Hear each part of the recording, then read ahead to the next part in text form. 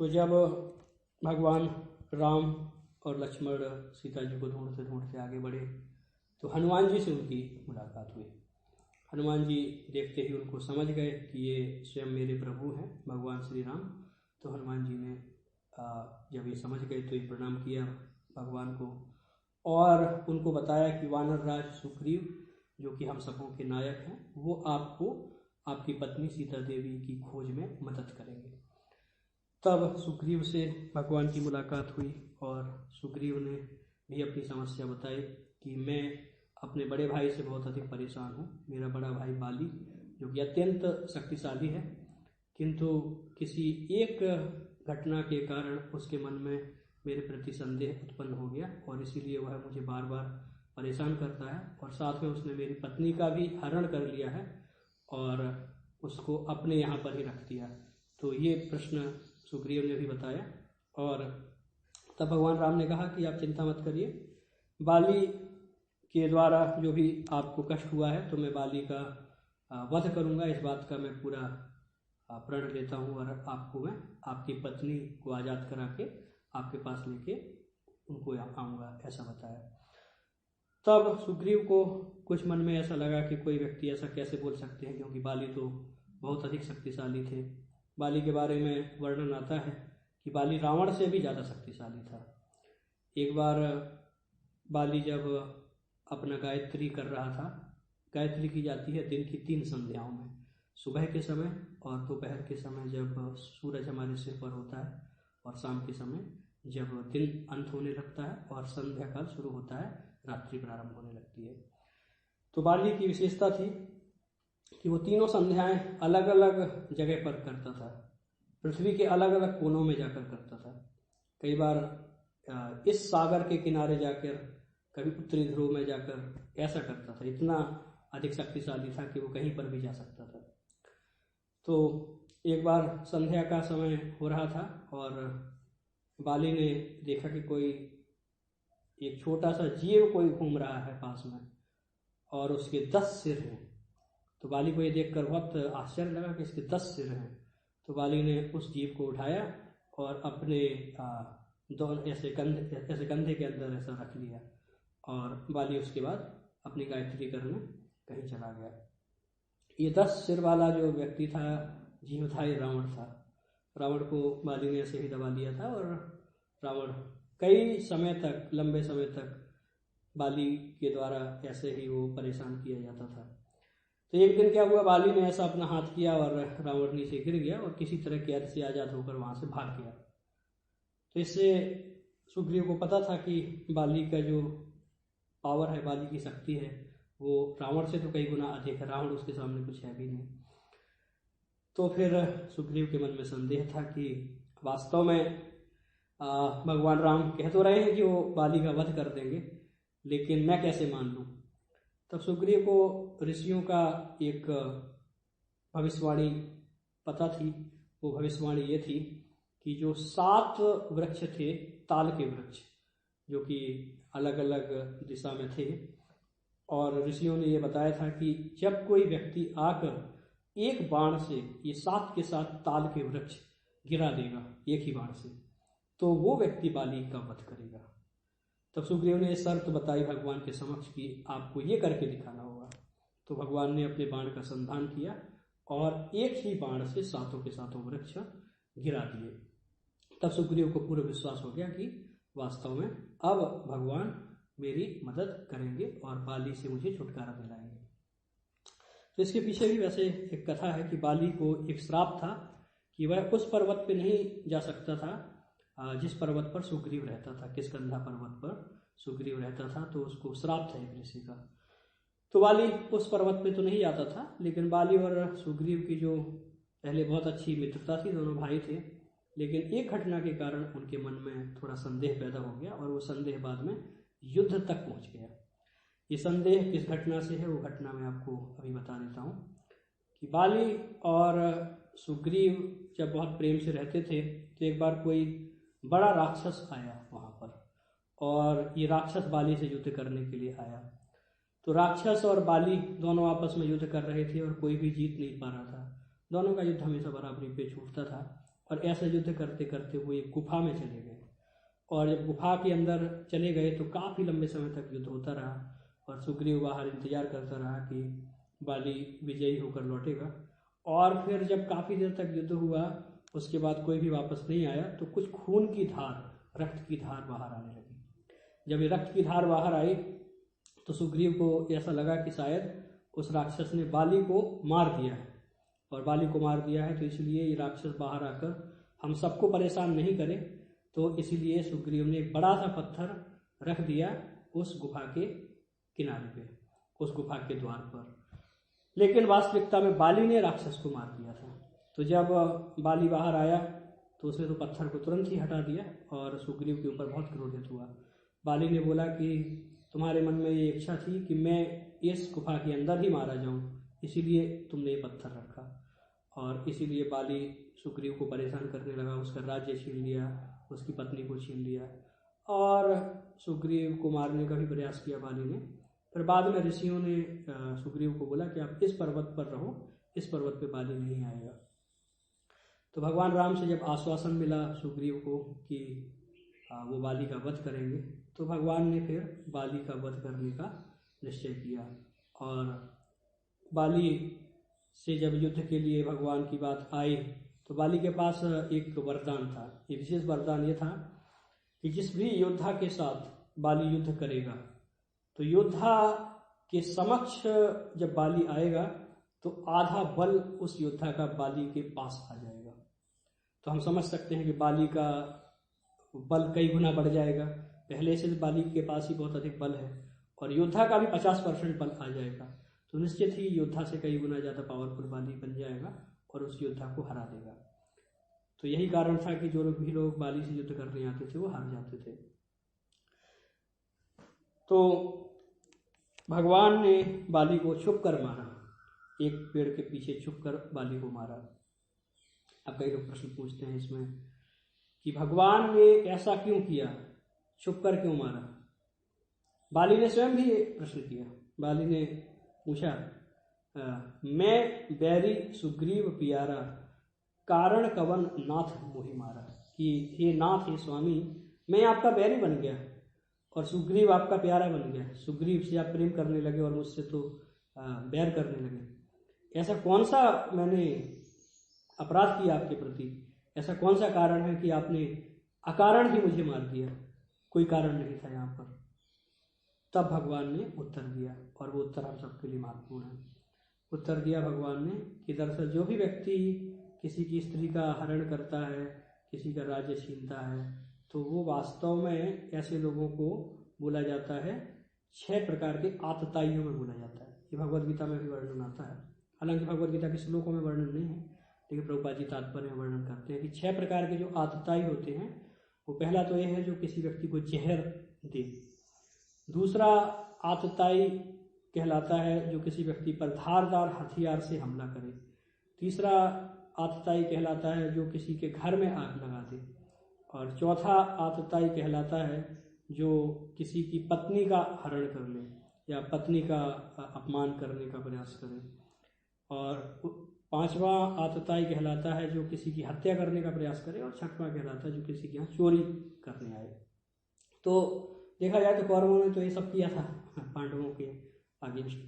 तो ऐसा वर्णन है कि अगर कोई व्यक्ति इसमें से कोई सा भी अपराध करता है तो उसका वध किया जा सकता है। ऐसे वध किए जाने पर कोई सजा नहीं होती है।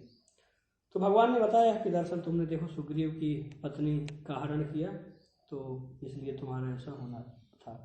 दूसरा बात है कि बाली स्वयं भी एक बंदर था और बंदर होने के कारण राजा को ये अधिकार होता है कि वो आखेट खेलते समय कई बार वन्य जीवों का वध कर भी देते हैं, तो वो कोई पाप में गिनती नहीं होती थी, इस तरह से होता था।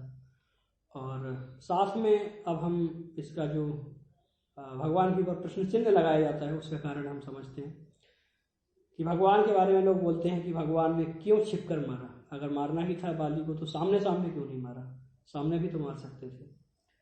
और सामने मारने पर भगवान का आधा बल बाली के पास चला जाता तो भगवान हार जाते। तो हमें इस चीज़ को समझना है कि दरअसल किसी भी पात्र में उतना ही मात्रा रखा जा सकता है जितना उस पात्र का आयतन है, जितना वॉल्यूम है। उदाहरण के लिए अगर मैं एक गिलास जिसका आयतन है 200 ml, 200 ml जिसका वॉल्यूम है, उसमें अगर मैं 300 ml मिल्क डालने का प्रयास करूं तो नहीं होगा। क्यों नहीं होगा? क्योंकि 200 ml से ज़्यादा उसमें आ ही नहीं सकता। तो ऐसे ही जो बाली है, बाली एक जीवात्मा है। एक जीवात्मा इतनी शक्ति अपने पास धारण कर ही नहीं सकता है जो भगवान के पास है। तो अगर भगवान बाली के सामने आ भी जाते और बाली आदि शक्ति ले भी लेता तो बाली का शरीर पूरा फट जाता, क्योंकि इतनी शक्ति बाली ग्रहण कर ही नहीं सकता था, धारण ही नहीं कर सकता था। तो इसलिए भगवान के ऊपर दोष मरना बाली का ठीक नहीं था, और लोगों का भी जो कि दोष मरते हैं ये बोलकर के भगवान ने छिपकर बाली को मारा। ये बाली का वध भगवान ने कर दिया। तो बाली का जो पुत्र अंगद और बाली की पत्नी तारा, तो बाली ने मरते हुए जब शरीर त्याग रहा था तो उसने अंगद को भगवान को सौंपा और बताया कि अंगद अब आपके संरक्षण में है, आप ही अंगद का देख रेख करिएगा, इसको कोई भी जो भी शिक्षा देनी है वो आप ही देंगे, और आपकी शरण में इसको मैं छोड़ के जाता हूँ। और साथ में बाली की पत्नी जो तारा है उसका भी भगवान ने जिम्मेदारी लिया कि जो पूरा समाज है वो उनका देख रेख करेगा, उनको कोई समस्या नहीं होगा, माता और पुत्र को। तो ऐसा करके बाली ने शरीर त्याग किया। तो ये वर्णन आता है कि बाली जो भगवान राम के समय पर बाली बनकर प्रकट हुआ, वही भगवान कृष्ण की लीला में, कृष्ण लीला में एक आखेटक बनकर आया। एक व्याध, व्याध शब्द का अर्थ होता है जो जंगली जानवरों का वध करते हैं, ऐसे जंगली लोग होते हैं। तो वो बनकर आया और उसने भगवान श्री कृष्ण के पैर में ऐसा वार किया था। तो ये वर्णन है कि सोमनाथ के पास से वार किया था, और भगवान वहाँ पर थे। ये जो सोमनाथ के पास में एक स्थान है जिसको बोलते हैं भालका तीर्थ। भालका तीर्थ का अर्थ होता है, जो भाल अर्थात बाण का आगे का सिरा, तो बाण का जो आगे का सिरा है वो भगवान के पैर में जाकर लगा। भालका तीर्थ सोमनाथ से लगभग होगा 5-6 किलोमीटर दूर। तो वहाँ पर भगवान के पैर में बाण लगा था और भगवान ने वहाँ पर अपना शरीर त्याग किया, या कह सकते हैं कि लीला संवरण किया, लीला को पूरा कंप्लीट करके भगवान चले गए। तो इसमें कई सारे पात्र हैं रामायण में जो कि बाद में कृष्ण लीला में भी आते हैं। ऐसे कई सारे पात्रों का उल्लेख है, जैसे कि जो बंदर इत्यादि भगवान राम की लीला में आते हैं, जिनसे भगवान ने बहुत सारी मेहनत करवाई, कसरत करवाई, उनसे समुद्र में पुल बनवाया, उनसे युद्ध करवाया रावण से। तो भगवान ने उनको बोला कि इस बार मैंने आपसे बहुत कसरत करवाई, बहुत आपसे मैंने लाभ लिया, तो इस बार आपसे सेवा कराई, अगले अवतार में आपको मेवा खिलाऊंगा। और भगवान ने मेवा खिलाया। जब भगवान कृष्ण के रूप में आए, भगवान कृष्ण आए और उन्होंने बंदरों को बहुत सारा माखन इत्यादि खिलाया।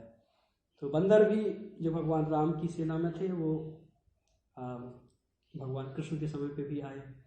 ऐसे बहुत सारे उदाहरण आते हैं जहाँ पर दोनों अवतारों में लोग उपस्थित थे। यहाँ तक कि वर्णन आता है कि हनुमान जी भी कृष्ण लीला में उपस्थित थे। जब अर्जुन का रथ की बात आई कि अर्जुन का रथ सामान्य नहीं होना चाहिए, तो हनुमान जी स्वयं पताका के रूप में, विजय पताका के रूप में रथ के ऊपर आसीन थे। तो ये 5 कारणों में से एक कारण था कि अर्जुन की कोई हार नहीं हो सकती थी कभी भी युद्ध में, क्योंकि भगवान स्वयं रथ के सारथी थे। हनुमान जी स्वयं रथ की पताका पर विद्यमान थे। और हनुमान जी का एक और वर्णन आता है कि एक बार जब पांडव अज्ञातवास में थे, उस समय हनुमान जी रास्ते में लेटे हुए थे एक बूढ़े बंदर की तरह, और बहुत बड़ी पूंछ हनुमान जी की थी।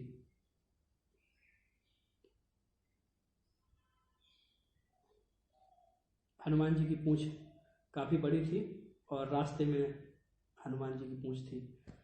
तो भीम ने पहले हनुमान जी से प्रार्थना की कि कृपा करके आप अपनी पूंछ हटा लीजिए।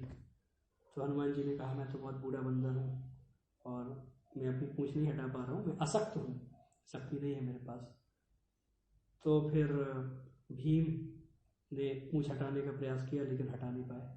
तब वो समझ गए कि ये तो हनुमान जी हैं और हनुमान जी का दर्शन हुआ था भीम को।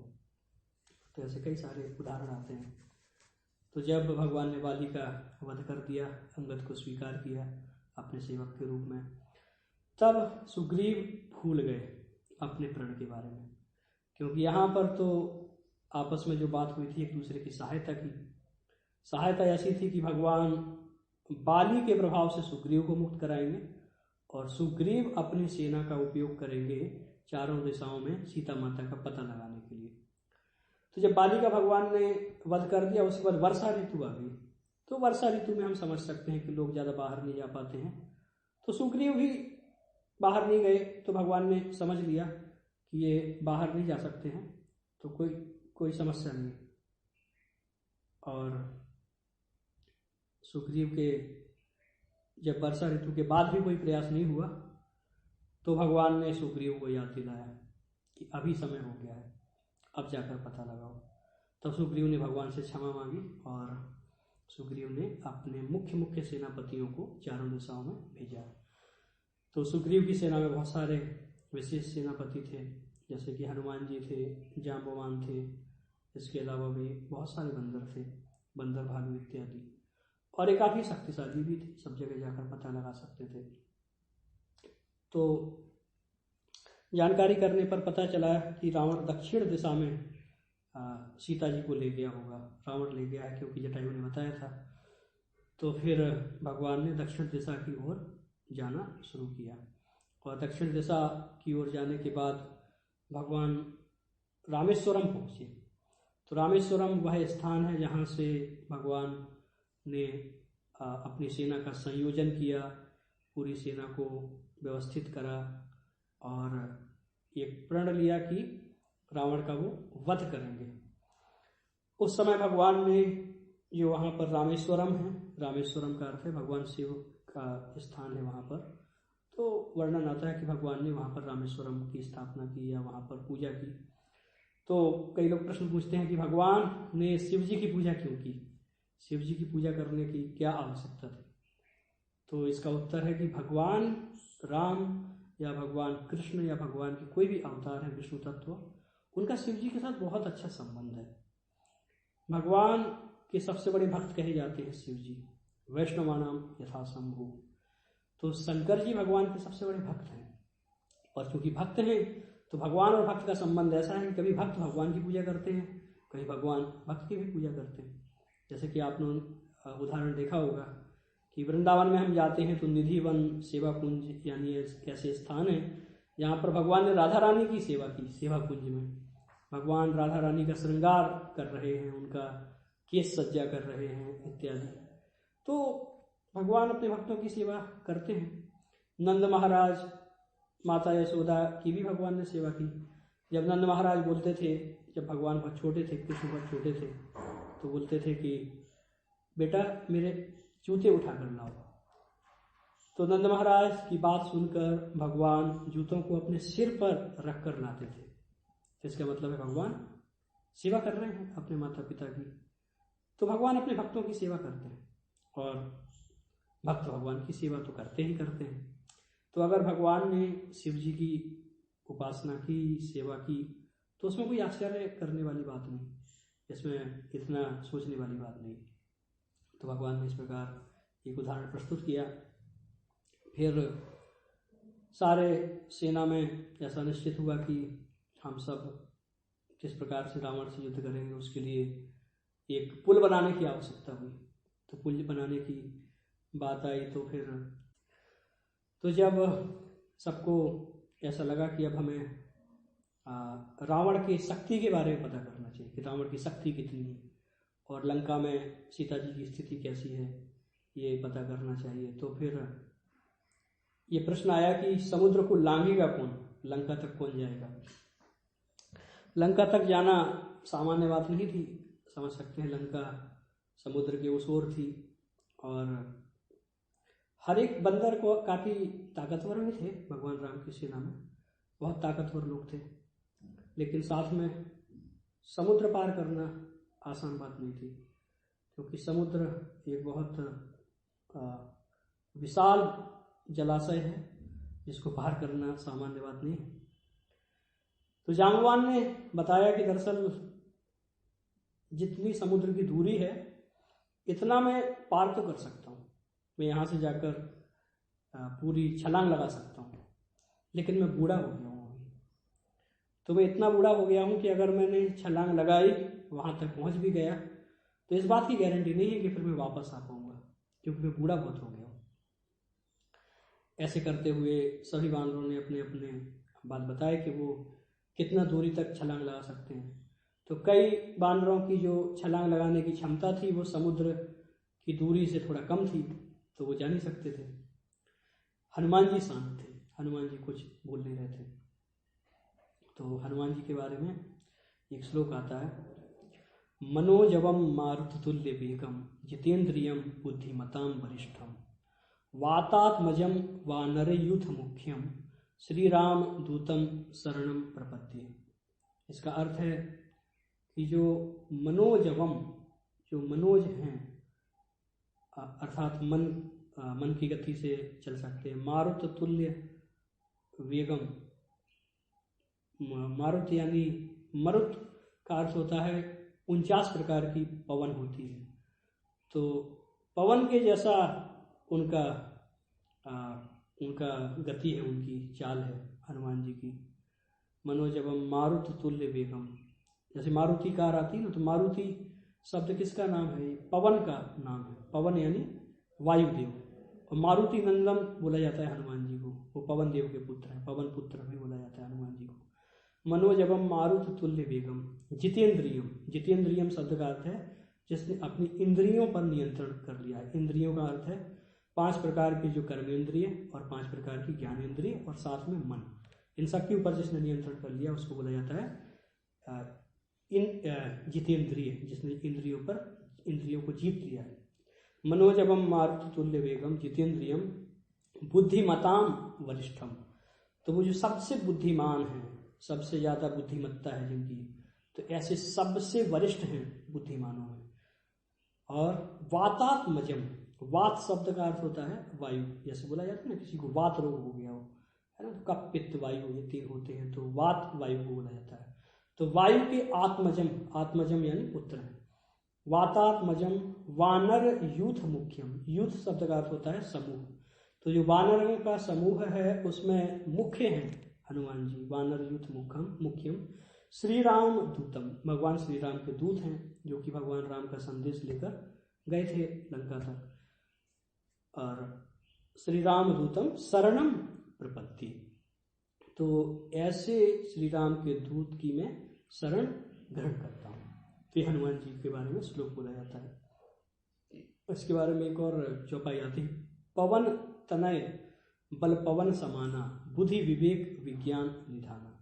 पवन तनय यानी पवन के जो पुत्र हैं, तो बल है उनका पवन के समान, वायु के समान ही उनका वेग है, उनका बल है। और बुद्धि, बुद्धि यानी बुद्धि, विवेक यानी तर्क शक्ति, रैशनल पावर जिसको बोलते हैं, बुद्धि विवेक विज्ञान, और विज्ञान का मतलब होता है रियलाइज्ड नॉलेज, इसके निधान है, इसके सागर है वो। तो हनुमान जी के बारे में सबको पता था। लेकिन हनुमान जी की एक विशेषता थी, वो ये थी कि जब उनके ज्ञान के बारे में, उनकी शक्ति के बारे में जब चर्चा की जाती थी तो उनको याद नहीं रहता था कि उनकी चर्चा हो रही है या वो क्या कौन सा कार्य करते हैं, कोई याद दिलाएगा तभी याद आ पाता था उनको। तो उस समय जाम्बवान ने याद दिलाया।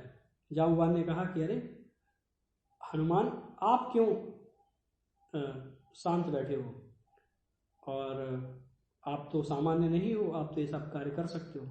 तो जाम्बवान ने हनुमान जी का नाम आगे बढ़ाया। अब यहाँ पर एक लेसन हमें सीखने की जरूरत है, सीखने की आवश्यकता है।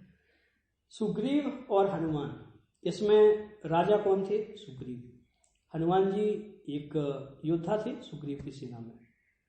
तो देखा जाए तो सुग्रीव को ज्यादा प्रसिद्ध होना चाहिए, लेकिन हम किसका नाम अधिक जानते हैं? हनुमान जी का। जब हम भगवान सीता राम लक्ष्मण की बात करते हैं तो साथ में हनुमान जी की बात करते हैं, सुग्रीव की बात ज्यादा नहीं होती है। लेकिन सुग्रीव राजा थे, हनुमान जी सिर्फ एक सैनिक थे सुग्रीव की सेना में, या सेनापति थे, कई सेनापतियों में से एक सेनापति थे। तो हमें इसमें एक चीज़ सीखने की है कि दरअसल अगर हमें बड़ा पद नहीं भी मिले, हो सकता है कि किन्हीं कारणों से हमें बड़ा पद नहीं मिल पाता है, तो उसकी ज़्यादा चिंता नहीं करनी चाहिए। हमारी सेवा भावना जो है, उस सेवा भावना से हमें सेवा करनी चाहिए। और जब हम सेवा भावना से सेवा करते हैं तो भगवान ये प्रसिद्धि, पद इत्यादि अपने आप ही हमें दिला देते हैं। जैसे हनुमान जी के बारे में, हनुमान जी कभी राजा नहीं बने पूरी वानर सेना के, सुग्रीव जी हमेशा राजा थे, लेकिन प्रसिद्धि किसको मिली सबसे ज्यादा? हनुमान जी को। सबसे ज्यादा कृपा किसको मिली? हनुमान जी को। तो इसलिए हमें साइलेंटली अपनी सेवा करते रहना है, अपना योगदान देते रहना है। और प्रसिद्धि देना नहीं देना भगवान के हाथ में है, और इतनी महत्वपूर्ण है भी नहीं। महत्वपूर्ण बात क्या है कि हम अपनी सेवाएं करते रहें, भगवान की सेवा में लगे रहें। तो कई बार ऐसा हो सकता है कि आप मंदिर आएँ तो कुछ लोगों को हार पहनाए जाते हैं, विशेष उनका सम्मान होता है बहुत सारे लोगों के सामने। और कई बार हमें ऐसा लग सकता है कि अरे ये जो VIP लाइन होती है उसमें कई लोग होते हैं जिनको दर्शन करने का मौका मिलता है, और हमें सामान्य लाइन में 2 घंटे खड़े होने के बाद दर्शन करने का मौका मिलता है। जैसे कई लोगों का एक प्रश्न होता है कि तिरुपति बालाजी मंदिर जब हम जाते हैं तो वहाँ काफ़ी बड़ी लाइन होती है, कई बार 12 घंटे 15 घंटे ऐसा खड़े रहना पड़ता है लाइन में, तब जाकर दर्शन होते हैं। और एक लाइन होती है जिसका नाम होता है VIP लाइन, जिसमें जो VIP पास लेके जाते हैं या कोई विशेष फीस है वहाँ की वो भर देते हैं तो उनको जल्दी दर्शन मिल जाता है। तो फिर ये VIP लाइन क्यों बनाई जाती है? तो ऐसा प्रश्न होता है। तो हमें समझना चाहिए कि जब भी हम भगवान का दर्शन करने जा रहे हैं तो विशेष उद्देश्य से हम जा रहे हैं भगवान का दर्शन करने। तो उस समय जितने भी कष्ट हमें मिलते हैं उन कष्टों को तपस्या के रूप में स्वीकार करना। जितना देर तक हम खड़े रहें लाइन में उतना हमारा सौभाग्य है, उतने घंटे की वो तपस्या है जो भगवान भक्ति के रूप में हमसे स्वीकार करते हैं। जो लोग VIP हैं वो तो दुर्भाग्यशाली हैं। वो दुर्भाग्यशाली क्यों हैं? क्योंकि उनको ये तपस्या करने का मौका ही नहीं मिला। तो वो दर्शन जो तपस्या के माध्यम से होते हैं वो ज़्यादा महत्वपूर्ण है। नहीं तो टीवी पे तो हम सब चीज़ों के दर्शन कर ही रहे हैं, तो ऐसे उनके जो दर्शन हैं वो टीवी पे हुए दर्शन जैसे ही हैं। इसलिए हमें तपस्या करके भगवान का दर्शन करना चाहिए। ऐसा वर्णन है कि जब हम भगवान का मंदिर जाते हैं तो हर एक कदम जो हम कदम चलते हैं, जितने भी कदम हम चलते हैं वो सारे के सारे कदम भगवान गिनते हैं कि ये भक्त कितने कदम चल के हमारे पास आया, अर्थात कितनी तपस्या करके आया है। तो जब भी हम भगवान के मंदिर आएँ तो उस समय VIP दर्जा नहीं मांगे। ऐसा नहीं कि प्रभु जी मैं तो देखो VIP हूँ और मैं काफ़ी ऊंचे पद पर हूँ तो मुझे कुछ ना कुछ तो यहाँ पहचान मिलनी चाहिए। तो जनरली मैं अपनी GLC क्लास में सबको ही ये बात बताता हूँ कि हमारी क्लास में कोई VIP नहीं है। कोई भी आए हमारे यहाँ पर, हर कोई सामान्य भक्त है, हम सभी सामान्य भक्त हैं। हमारी क्या पहचान? देखा जाए इंद्र को देख ले, जैसे स्वर्ग के राजा, वो स्वर्ग भी कौन सा? इस ब्रह्मांड में एक छोटा सा स्वर्ग, उसके राजा, उनकी तुलना में हमारी कोई योग्यता है क्या? हमारी कोई योग्यता नहीं इंद्र के सामने, हमारी कोई योग्यता नहीं इंद्र के सामने। तो इस पृथ्वी लोक पर जितने भी लोग हैं, चाहे इस पृथ्वी लोक के सबसे धनवान व्यक्ति क्यों ना हो, उनकी भी कोई योग्यता नहीं है इंद्र के सामने। तो हमारे अनंत कोटि ब्रह्मांड में क्या योग्यता हो सकती है? कोई योग्यता नहीं। तो हमें ये समझना चाहिए कि हम अनक्वालिफाइड हैं, हमारी कोई क्वालिफिकेशन नहीं है, हमारे पास कोई योग्यताएं नहीं है। फिर भी हमें मौका मिला भगवान के मंदिर में आकर भगवान का दर्शन करने का, जो अनंत कोटि ब्रह्मांडों के नायक हैं, अनंत कोटि ब्रह्मांडों का सृजन जिनसे होता है, उनका दर्शन करने का हमें सौभाग्य मिला। तो हमें वहाँ पर आकर अपने VIP गिरी नहीं दिखानी है कि नहीं मैं तो VIP हूँ, देखो मुझे समाज में लोग इतने सारे लोग जानते हैं और इतने सारे लोग मेरे आगे पीछे चलते हैं। ये हमारा दुर्भाग्य है कि हम भगवान के सामने एक दरिद्र बन के नहीं जा पा रहे हैं, एक सामान्य व्यक्ति, एक बोल सकते हैं कि अकिंचन बन के भगवान के सामने नहीं जा पा रहे हैं। तो जब भी भगवान के मंदिर जाएं अकिंचन बन के, जब भी भक्तों से डीलिंग करें तो भी अकिंचन बन के। ऐसा नहीं कि प्रभु जी अच्छा आपकी GLC क्लास में कितना खर्चा होता है आप बताओ, मैं आपके लिए महाप्रसाद बुक कर दूंगा आपके लिए। नहीं, आपकी कोई औकात ही नहीं है महाप्रसाद बुक करने की, ना भगवान की सेवा करने की। ये तो आपका सौभाग्य है कि आपको इस क्लास में आने का मौका मिल रहा है।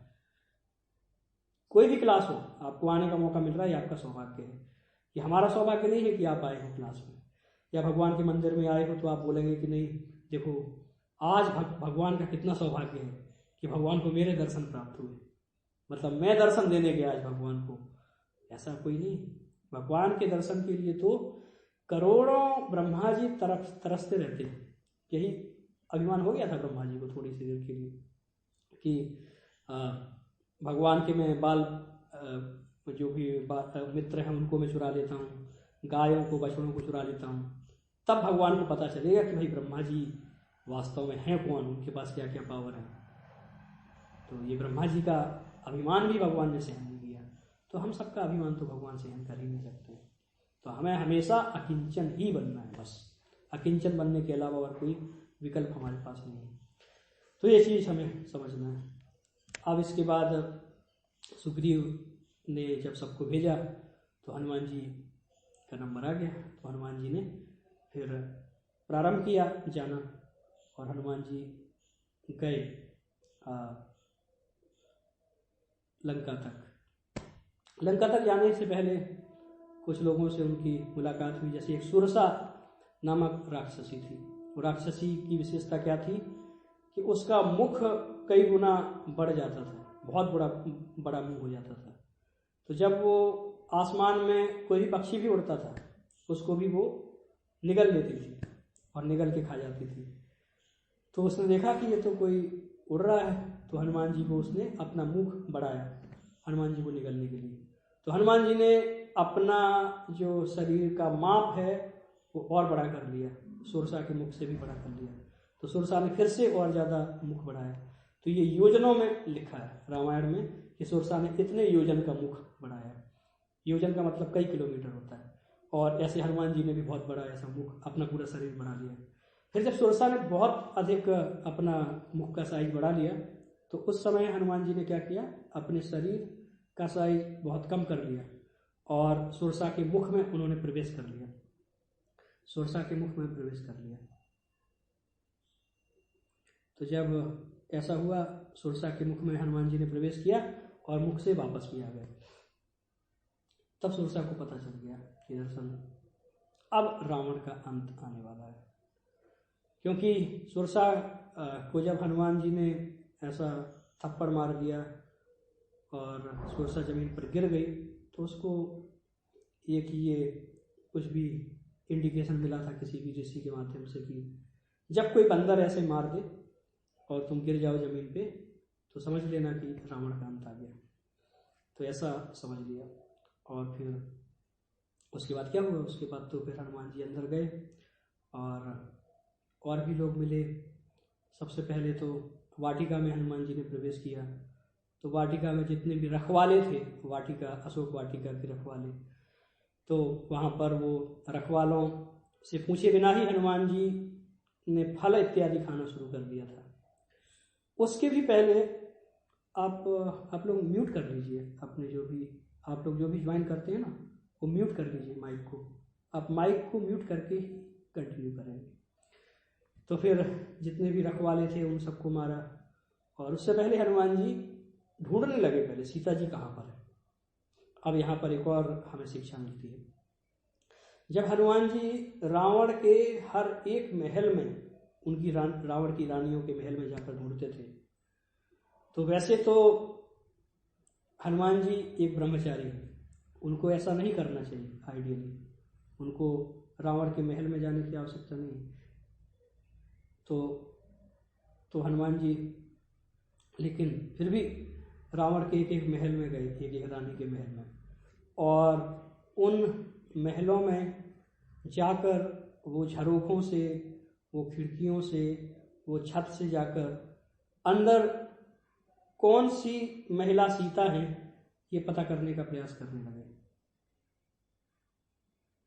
ये आप अपना माइक बंद कर लीजिए, जो राम नाम से जो है ना, मैंने बंद कर दिया और आप बार बार ऑन कर रहे हैं। आप ऑन मत करिएगा अपने माइक को। तो हर एक झरोखे से हनुमान जी देखते थे तो वहाँ पर उनको क्या दिखाई देते थे, बहुत सारी स्त्रियां दिखाई देती थी, रावण की जितनी भी अलग अलग रानियां थी। और ये सब रानियां राक्षसियां थी। तो ऐसा वर्णन है कि उनके जो रहन सहन का तरीका था वो बहुत शोभनीय नहीं था, मतलब वस्त्र इत्यादि अच्छे से उन्होंने नहीं धारण किए थे। तो एक दृष्टिकोण से देखा जाए तो हनुमान जी को तो ऐसी अवस्था में किसी को देखने नहीं जाना चाहिए था, लेकिन फिर भी हनुमान जी ने ऐसा किया। ऐसा क्यों किया? क्योंकि भगवान का आदेश था कि सीता जी को ढूंढना है। तो हनुमान जी एक एक महल में गए, सब जगह ढूंढा, लेकिन उनको जो सीता जी के लक्षण हैं उन लक्षणों के आधार पर पता नहीं चला।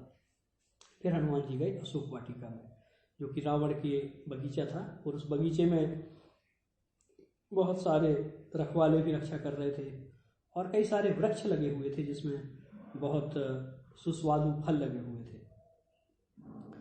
तो हनुमान जी को एक वृक्ष के पास जाने पर देखा कि उन्होंने कुछ रखवाले चारों ओर हैं और कोई एक माता वहाँ पर बैठी हुई है, काफ़ी उदास है। तो हनुमान जी समझ गए कि अवश्य ही यही विदेह नंदिनी, जनक नंदिनी सीता है। तो फिर हनुमान जी ने उस वृक्ष पर जाकर बैठ गए, और उस वृक्ष पर जाकर बैठने के बाद हनुमान जी ने अपने हाथ से वो अंगूठी जो भगवान राम ने हनुमान जी को दी थी सीता जी की पहचान करने के लिए, कि ये अंगूठी आप दिखाना सीता जी को, तो सीता जी पहचान जाएंगी कि दरअसल आप मेरे द्वारा भेजे गए दूत हो। तो हनुमान जी ने वो अंगूठी सीता जी के हाथ में गिरा दी, और जैसे ही सीता जी ने वो अंगूठी देखी तो तुरंत, उनको तो हर समय भगवान राम का स्मरण था, और अभी वो अंगूठी देखकर और अधिक स्मरण हुआ है। तो हनुमान जी ने उस समय बताया कि माते, मैं आ गया हूँ और भगवान राम ने मुझे अपने दूत के रूप में भेजा है, और मैं आपकी इस अवस्था को देखकर बहुत ही अधिक शोक में हूँ, और भगवान राम भी इसी तरह शोक में हैं, आपके विरह में वो व्याकुल हैं। और अभी आप बिल्कुल भी चिंता नहीं करें, भगवान राम अपनी पूरी सेना के साथ लंका पर अभी वार करने वाले हैं। यहाँ पर राक्षसों का जो पूरा वंश है उसको नष्ट करने वाले हैं, और अवश्य ही आपको यहाँ से मुक्त करेंगे।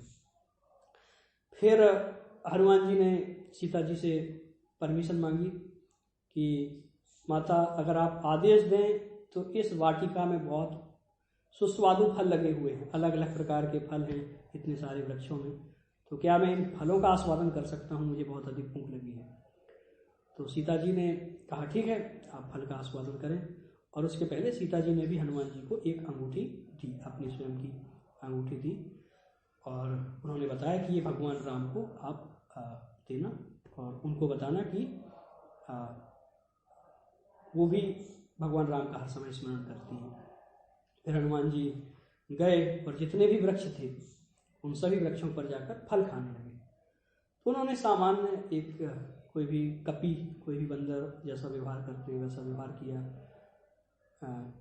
कुछ खाया कुछ फैलाया, कुछ खाया कुछ फैलाया, ऐसा करके तो बहुत सारे वृक्षों से फल उन्होंने निकाले और खाए फैलाए। तो फिर जितने भी वहाँ पर राक्षस थे जो पहरा दे रहे थे, तो पहरा देने वाले राक्षस आए और हनुमान जी को रोकने लगे, और युद्ध होना शुरू हो गया। तो उस समय हनुमान जी ने बहुत सारे राक्षसों को मार दिया, और इसकी घटना की जानकारी पहुँच गई रावण के पास। तो रावण के पास जब जानकारी पहुंची तो रावण ने अपने पुत्र अक्षय कुमार को भेजा।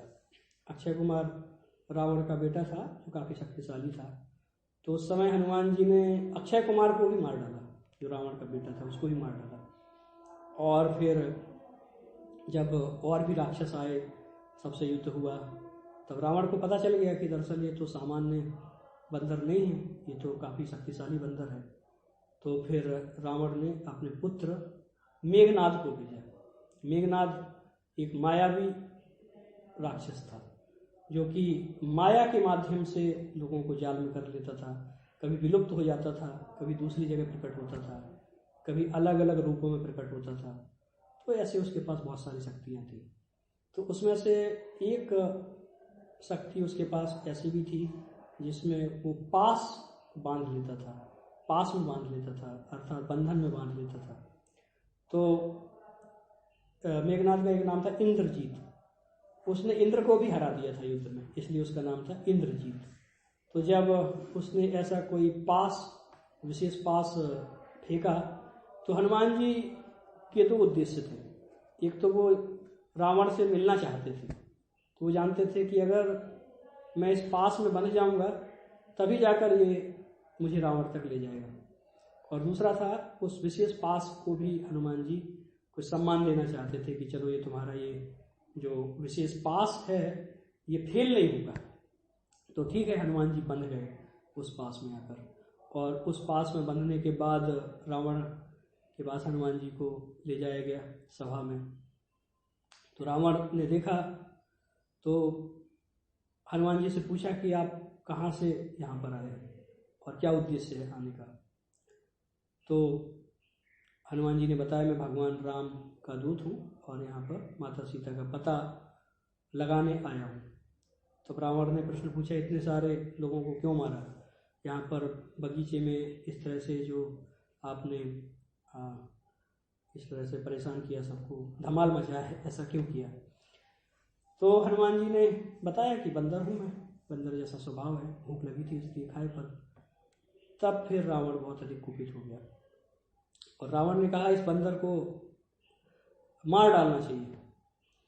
लेकिन सभा में लोगों ने कहा नहीं नहीं, बंदर को एक्चुअली मारना अच्छा शोभा नहीं देता।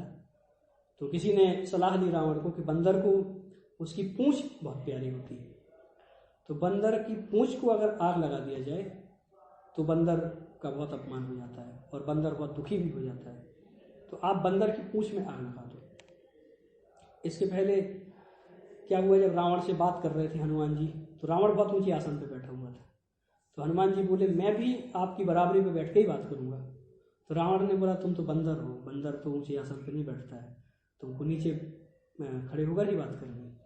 तो हनुमान जी ने उस समय अपनी पूंछ बहुत बड़ी बना ली और ऐसा पूंछ का ही एक बड़ा आसन बना लिया और रावण से भी ऊंचे आसन पर बैठ के बात करने लगे। तो जब ऐसा सभी ने निश्चय किया कि रावण की आज्ञा अनुसार हनुमान जी की पूंछ में आग लगाई जाए, और पूंछ में आग लगाने से बंदर को बहुत कष्ट होगा, ऐसा सब सोच के वो लोग ऐसा करने लगे। तो बहुत सारा कपड़ा, बहुत सारा हम बोल सकते ईंधन वाले तेल, वो सब लेकर आए और हनुमान जी की पूंछ में